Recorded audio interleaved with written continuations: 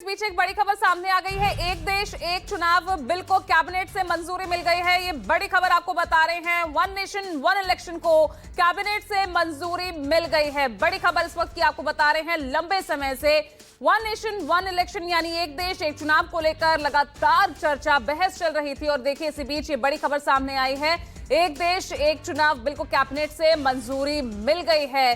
बड़ी खबर इस तरफ यानी एक और कदम इस तरफ आगे बढ़ता हुआ नजर आ रहा है। कैबिनेट से मंजूरी मिल गई है एक देश एक चुनाव को। ये बड़ी खबर इस बीच सामने आ रही है। वन नेशन वन इलेक्शन को लेकर लगातार यहां पर बहस छिड़ती हुई नजर आ रही थी। ये सवाल उठ रहा था कि आखिर एक देश एक चुनाव को लेकर कब ये लागू होगा, कैसे लागू होगा। अगले हफ्ते देखिए संसद में पेश होने की भी संभावना है।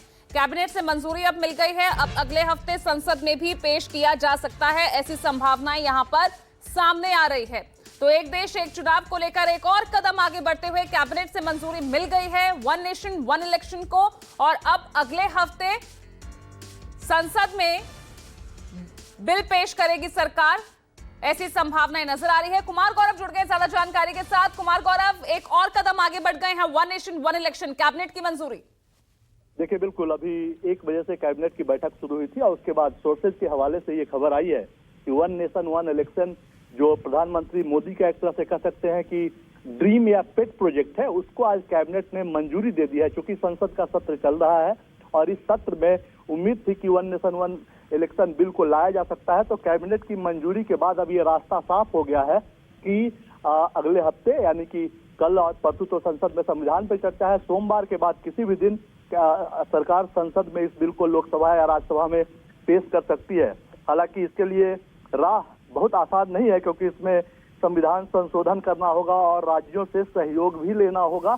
और जाहिर सी बात है, जैसा कि आप जानती है कि रामनाथ कोविंद के नेतृत्व में एक कमेटी सरकार ने बनाई थी और उसके बाद उस रिपोर्ट रामनाथ कोविंद कमेटी ने अपनी रिपोर्ट सरकार को दी थी और उस रिपोर्ट को भी लगभग 1 महीने पहले जो कैबिनेट की बैठक हुई थी उसमें उसको स्वीकार किया गया था। यानी कि उस वक्त भी सरकार ने ये इशारा किया था कि वो वन नेशन वन इलेक्शन को लेकर जो ये इशू है इसको लेकर गंभीर है। और आज कैबिनेट से मंजूरी मिलने के बाद, इस बिल को मंजूरी देने के बाद एक बात तय है कि संसद के इसी सत्र में सरकार one nation one election bill को लेकर आएगी।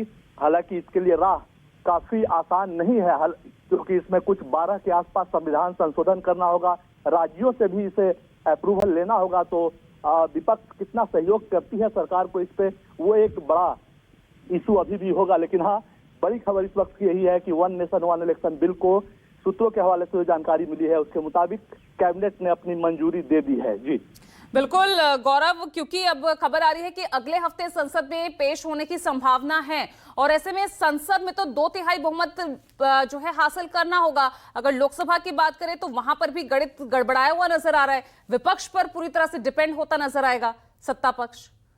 देखिए जाहिर सी बात है, इस बिल को लेकर जब रामनाथ कोविंद की कमेटी बनी थी तो तमाम राजनीतिक दलों ने अपनी अपनी बात जाकर कमेटी के सामने कही थी।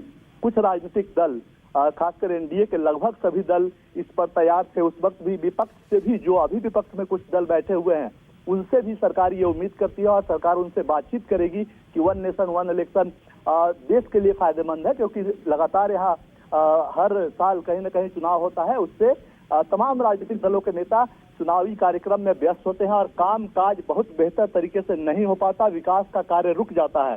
तो ये एक एजेंडा है, इसे लेकर जाहिर तौर पे आपने बिल्कुल सही कहा कि जहां तक बहुमत का सवाल है उसमें सरकार को थोड़ी मशक्कत आएगी। लेकिन देखा गया है कि इससे पहले भी कई महत्वपूर्ण बिल्स जो हैं उस पर सरकार विपक्ष या विपक्ष के कुछ विपक्ष में शामिल कुछ दलों को अपनी बातचीत से मनाती है और उसके बाद बिल क्लियर करवा लेती है। तो सरकार के स्तर पे जो फ्लोर मैनेजर जो है उसके लिए पूरी तरह से उन्हें एक्टिव होना होगा। और ये भी हो सकता है कि सरकार के जो फ्लोर मैनेजर्स हैं वो अभी राजनीतिक दलों से ऑलरेडी बातचीत शुरू कर चुके होंगे क्योंकि सरकार तैयारी में है। हालांकि एक बात और है, एक खबर ये भी है कि ऐसा भी संभव है कि ये बिल अगर सदन में आए और उस वक्त लगे कि इस पे डेडलॉक कंटिन्यू रहेगा और ये पास नहीं हो पाएगा संविधान संशोधन का, चूंकि मामला इसमें 12 के आसपास संविधान संशोधन करने होंगे, वैसी स्थिति में ये भी हो सकता है कि बिल स्टैंडिंग कमेटी को भेज दिया जाए ताकि इसे पूरी तरह से और प्यूरिफाई करके, चूंकि स्टैंडिंग कमेटी के अंदर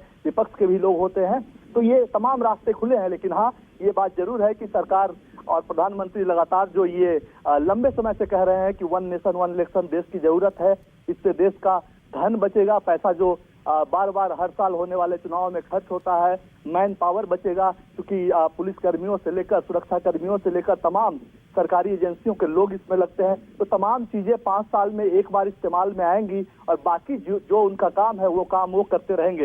हालांकि इससे पहले भी भारत में पहले वन नेशन वन इलेक्शन एक तरह से कहें कि एक साथ चुनाव होते रहा है, लेकिन बाद के दिनों में ये हुआ कि कई बार राज्य की सरकारें बीच में गिर जाती थी या केंद्र की सरकार बीच में गिरती थी, इस वजह से क्रम गड़बड़ा गया। लेकिन हाँ, सरकार ने एक इंटेंशन दिखाया है कि वो इस बिल को लेकर गंभीर है और इसी वजह से आज कैबिनेट ने इसे। चलिए, आगे का रास्ता अब आगे कितना आसान होगा, क्योंकि अगले हफ्ते संसद में पेश कर सकती है ये बिल सरकार, ऐसी खबरें सामने आ रही है। बहुत बहुत शुक्रिया आपका कुमार गौरव इस तमाम जानकारी के लिए।